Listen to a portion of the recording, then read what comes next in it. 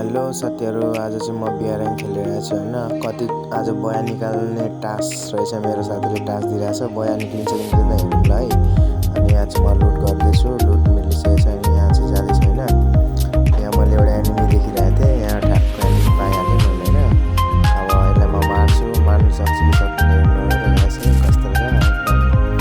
यताबाट पछाडिबाट गएँ एकदम रेड फ्ल्याग हेर्नु गाइस हेर्नुहुन्छ कस्तो मजाले मारेर फर्स्ट फ्ल्याग पनि। यहाँ चाहिँ अझै एउटा एनिमी देख्नु भयो, यहाँ चाहिँ किल भयो मेरो। अनि यहाँ अझै एउटा एनिमी छ गाइस होइन साथीहरू। यहाँ चाहिँ अझै एउटा 4वटा किल गर्नुसक्यो।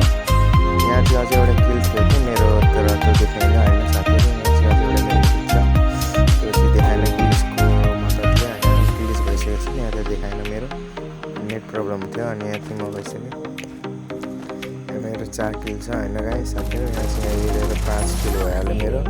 अनि यहाँ चाहिँ एनिमी छ क्या, यसको नेट गएको छ।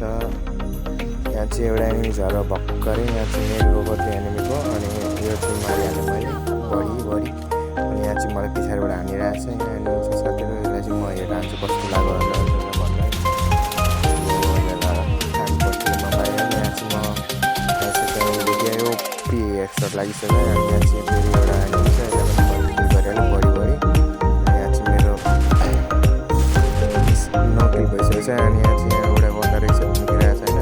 अनि म ट्राई गर्छु कस्तो लाग्छ बढी भइसक्यो। यहाँ चाहिँ अझै एउटा घरको भित्र एनिमी थियो।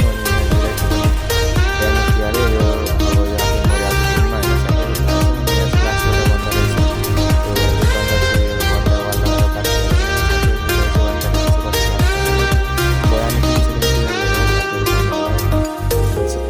मक्खनको वान ट्याप लागेको छ। त आजको लागि यति नै गाइस, बाई बाई। अब नेक्स्ट